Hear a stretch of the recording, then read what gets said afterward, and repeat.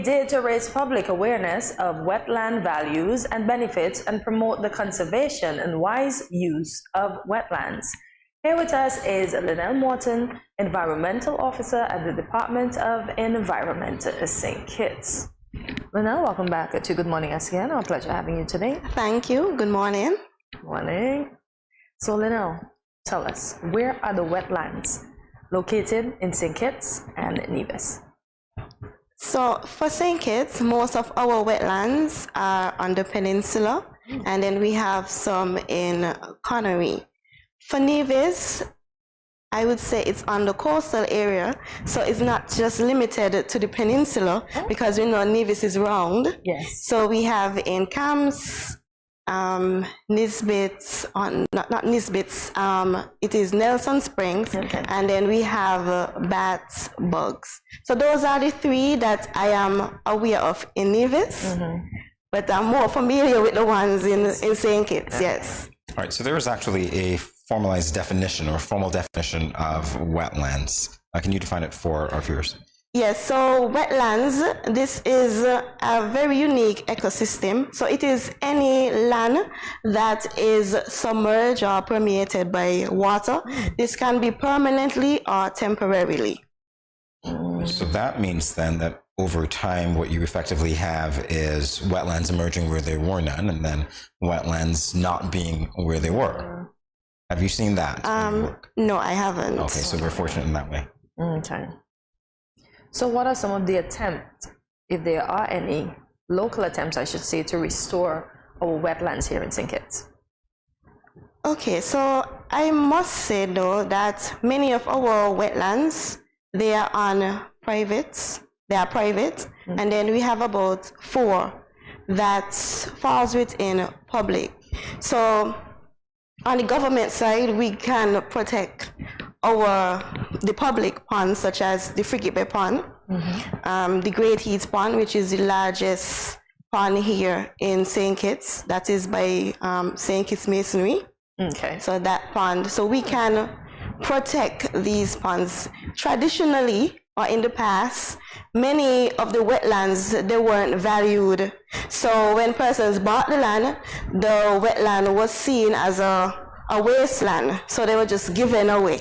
Okay. So as the Department of Environment or the government of St. Kitts and Nevis, we can protect, also educate persons, where we want persons to no longer see wetlands as a wasteland, but we want them to see the benefits of not wastelands, the benefits of wetlands. Okay. And let me just share some of the benefits.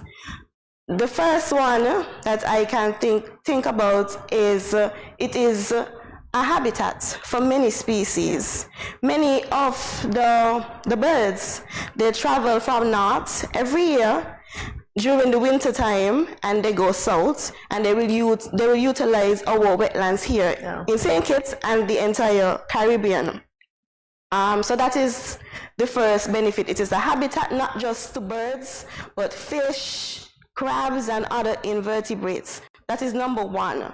There is a recreational benefit where we can go and just relax. We can take in nature. And this is the next benefit that will benefit all of us. So it's not just limited if you just want to use the wetland for recreational purposes, but it prevents us from flooding. Normally, the wetland is a bridge between the terrestrial environment and the marine environment. It is that bridge between. So when we have heavy rainfall, the rainfall will run to the sea, and that wetland will capture all of that rainfall. In the past, many persons would have filled in the wetlands, and then we have flooding and all of those cases. So wetlands are important. Certainly. Definitely, that last point gets me, because I don't think that we've had major flooding here that we see in some other places, and you're absolutely right as to that bridge. What I want to talk to you now about is the advice and the proper care and restoration of wetlands. But even before that, as we talk about that, private versus public wetlands. Are you saying that there is nothing that you can do to govern how people use their lands because it's privately owned? Well, we can do something. We can speak with them. We can educate them of the importance and encourage these developers who own these areas, as on the peninsula. Many of the ponds over there are private. So we can just have a dialogue with them and encourage them to at least preserve the wetland. Try to incorporate ecotours. We are going along that line. It's not about just destroying the wetland anymore. We need to have a balance. Many persons, they will support these developments because they are being eco-friendly. So that is the conversation that we need to have with these developers. All right, great conversation. And what about the advice for proper care and restoration, as it were? Okay, so many times our people, when they see a wetland, they might want to trim or cut down the wetland totally, which would have happened here in the past. And we now have to educate people like, no, you cannot do that. So when it comes to dealing with the mangroves, because wetlands, our wetlands, the mangroves are there. So we will encourage, okay, you can just like trim, just prune. Yes. But not remove the wetland because you don't want to see the mangroves because someone had an issue of safety. If the mangroves are too thick, then it poses a safety issue. Yes. So then developers might want to cut down the mangrove, but no, we have to encourage, like, no, let us just make it a little pretty. Let us just trim it. So that is what I would say for proper care, caring of the wetlands, and not releasing your drain water, your wastewater in the wetlands, but at least try to treat it before it enters, so you're not depositing heavy metals and those things. So that will be my advice for proper care. Lynelle, are there any fines or penalties for persons who don't adhere to the advice or directives of your department? I cannot speak on that, but the act should cover pollution, and if the person is polluting an area, well, that is public, well, that wetland, then I would think we can take measures. Okay. Yes. All right. All right, let's talk now about the threats to the wetlands. And I want to pose the question to you that speaks to perhaps whether or not our threat is those threats are more man-made than they are natural. Yes, they are mostly man-made. So the first threat is development. Where many countries, we want to develop, we want that income. So we have many hotels destroying the wetlands. We have some housing schemes being built on wetlands because it's land. When you see that vast land of water, a housing scheme can go there. So you see it as an opportunity. So that is the #1 threat. Wow. How do you reduce the threats? What are the efforts apart from conversation? Because I know that you were doing that, sensitization. Is there anything else? So what we want to do is protect. I'm not sure if the frigate weapon is like we are working to fully protect it. Okay. I'm not sure of how far it has gone, but that is one case where we are trying to protect the frigate weapon. Is this the pond in the Gulf Coast? Coast? The strip. Oh, that one? Yes. Oh, so sometimes I really forget that pond exists because sometimes it's dry. Okay. All right, so you spoke to the advantages of wetlands and biodiversity. It's interesting because when you were here the last time, I think we were talking about bird watching, and one of the things that you mentioned bird watching. is the fact you see how everything is connected, especially as it relates to the environment. You were talking about that. You made very strong points about the way that we could change the way we think about wetlands to even incorporate tourism. And when we are talking about the pandemic and some people having to find new ways of doing things. Those are very good ideas. Have you received any sort of positive feedback from the people that you've dialogued with and had those types of discussions with?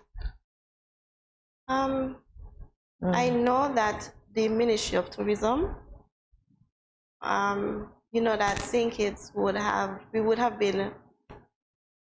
we won an award of the most sustainable destination. And I think that our country wants to go down that path. So we see Ministry of Tourism, they're trying to incorporate bird watching and those things into their tours. So I think we have the support of tourism. They will be doing the most of the conversations with the different tourists. And still everything is connected. Yes. I see, as part of our discussion, I see an additional point that says the wetlands provide nursery areas for fish that humans eat.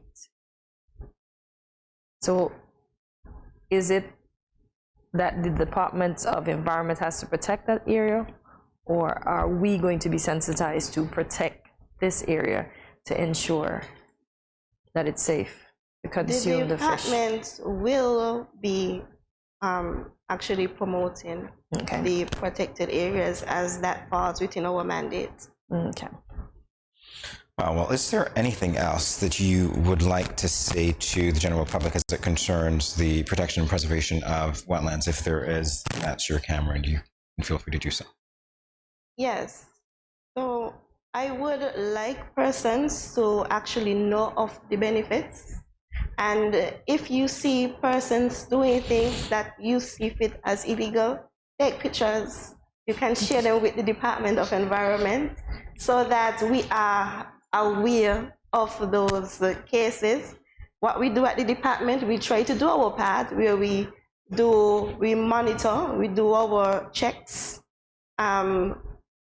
Soon we are going to resume water quality testing.